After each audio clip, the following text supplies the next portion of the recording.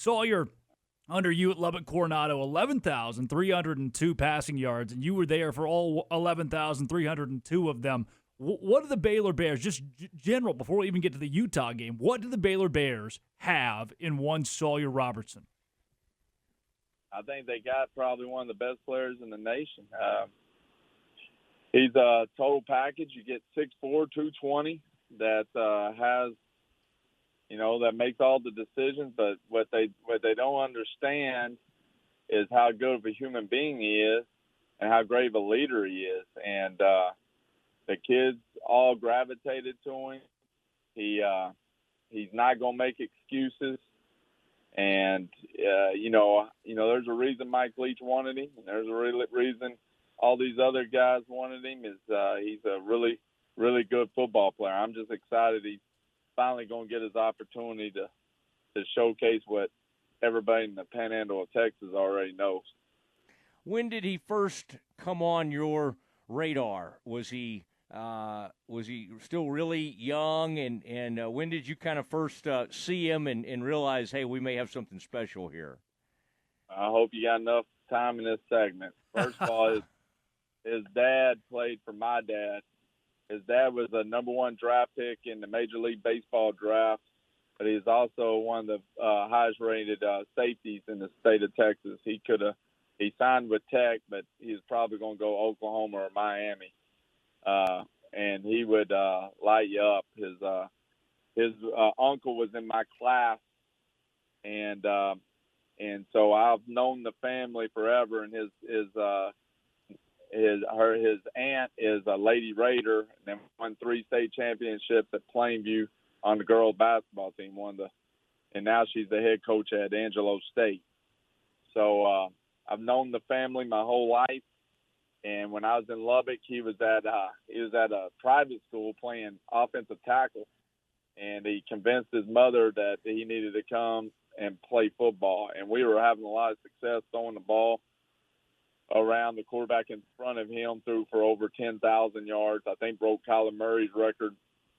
And so Sawyer kind of, started coming to camps and started liking to throw the football a little bit. Yeah, Coach, after hearing all the baseball success in the family and knowing he played baseball in high school, how did you keep him on the football field and off the baseball diamond? Because it seems like a kid like that's got a future in whatever he touches. Well, I thought he was really good in basketball. And, I got shot down on that. I wanted to play all of them. But I think baseball was tough. His dad was a Major League Baseball player, or played, was the number one draft pick. His dad's the one that told him he didn't want him to go that route, and which is kind of weird. He was rated number 2 outfielder. That's what people don't realize in the state at one time. And Tech had offered him a scholarship as a freshman, Tadlock. Wow. So we convinced him to play football. He wasn't really great at football at the beginning. He was great at making a competitor and great at knowing where to go with the ball. So smart and just an athlete. I give him a hard time because the knock when we first started recruiting, or the recruiting deal, they're like, he's a better athlete than what you think. Well, I mean, he vertical jumps 38.5 inches. I mean, that's a pretty good athlete. He ran over 22 miles per hour.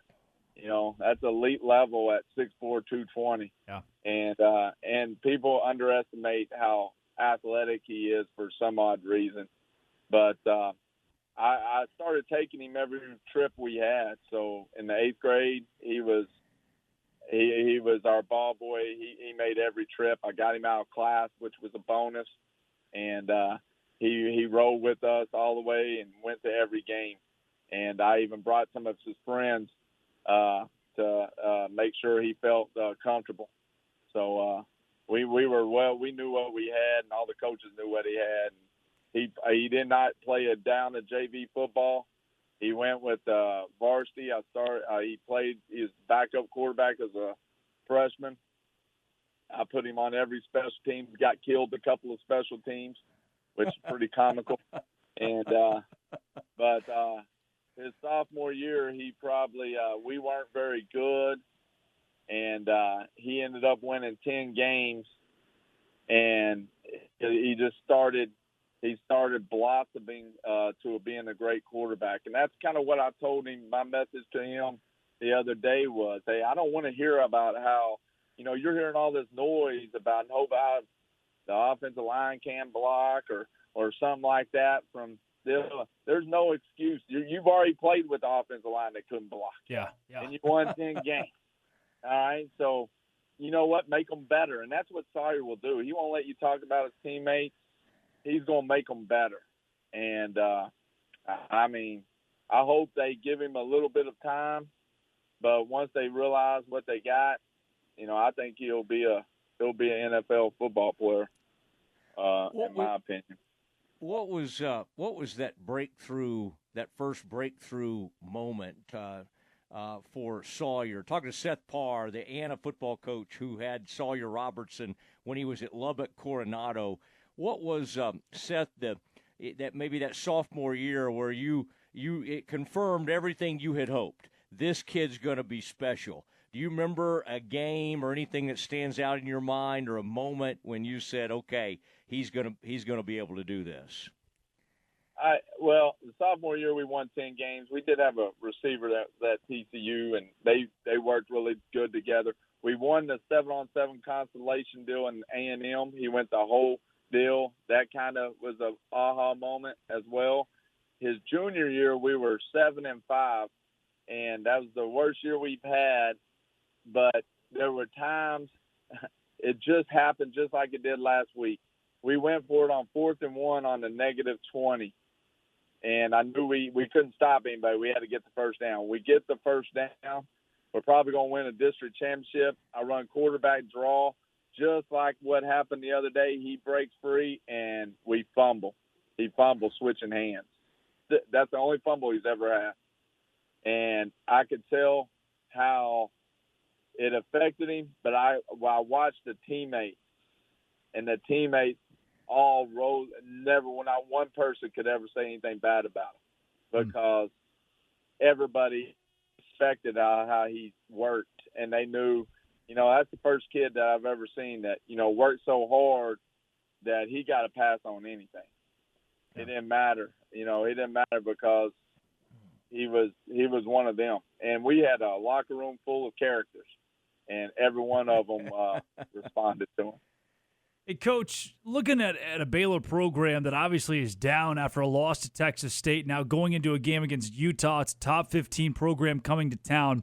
Sawyer doesn't have a ton of college tape that Utah can use, Kyle Whittingham and that program can use. Is this the kind of kid that can sneak up on a top 15 program and lead a big-time underdog to a victory when they desperately need it? Oh, yeah. I think he belongs up there with the, yes, he can. Sawyer Robertson is one of the best quarterbacks in the nation.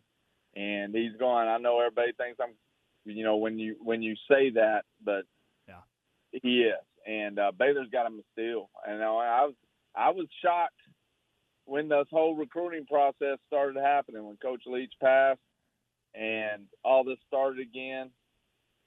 I was like, Baylor, I know the wide zone, and that's totally opposite of what me and Sawyer grew up on. But I think that's going to help him too. So if they cut him loose, now I don't want to see no receiver throwing to him. I want Sawyer throwing the ball. Yeah. So they cut him loose and let him throw it. Utah's a good one, but if they can get open, they're going to get the ball.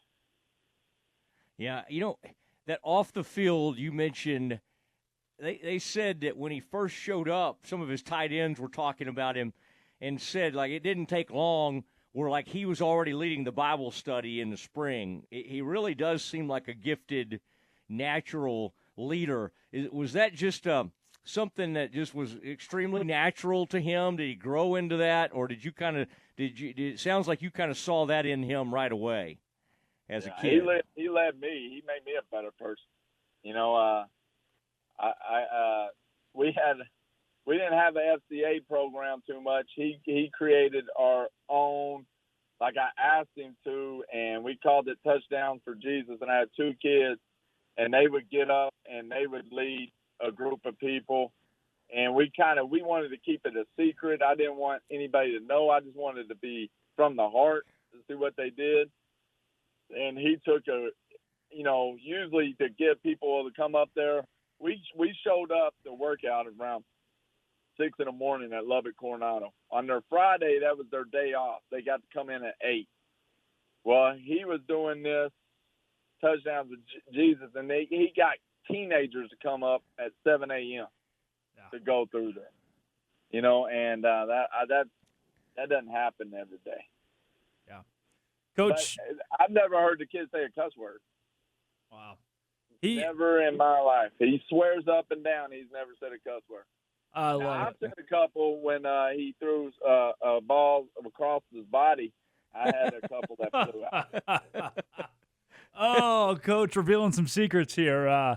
Man, you mentioned the conversation you had with him this week, and I think to go off what you said about personality, I ran into him and his family after the game on Saturday. I mean, they just lost to Texas State, and he had gotten beaten around, that offensive line that fell apart, and just the positivity that resonated from his dad, his mom, himself, is special. I think you nailed it, and I'm glad you brought that perspective. But you said you talked to him this week. How did that conversation go? Where is he mentally from your standpoint? I'm trying to leave him alone. I can tell he's locked in because he's giving me a lot of yes sirs and stuff. And I wrote a long message to him explaining where he's come from and where we were at. And when I first got a job at my first head job, I was 29 years old, and it was the worst. We were ranked last in the state of Texas. Wow. I didn't want the job. My dad was the head coach, and I was the coordinator for him. My dad fired me to get me off his payroll and said, if you don't think you can win, then I don't want you on my staff. Yeah. 4 years later, we were in the top 10. Same way at Lubbock Coronado is what I told him. I said, you are a fighter. Doesn't matter what God put you. God put you in this spot to go compete. We always don't get to pick which place we go or anything like that. I told him, you better figure it out and make the guys around you. And if you're as good as I think you are, you can do that. So, don't feel sorry for yourself. Heck, everybody wants to be the quarterback for Georgia. They got a lot of playmakers and people that, but that doesn't mean that you're the greatest. The greatness really happens if you can come and turn a bad situation into something good. And what an opportunity he has. And how many people want to be a Power 5 quarterback for the Big 12 and start against Utah? That fires me up. I want to go down there right now. Yeah.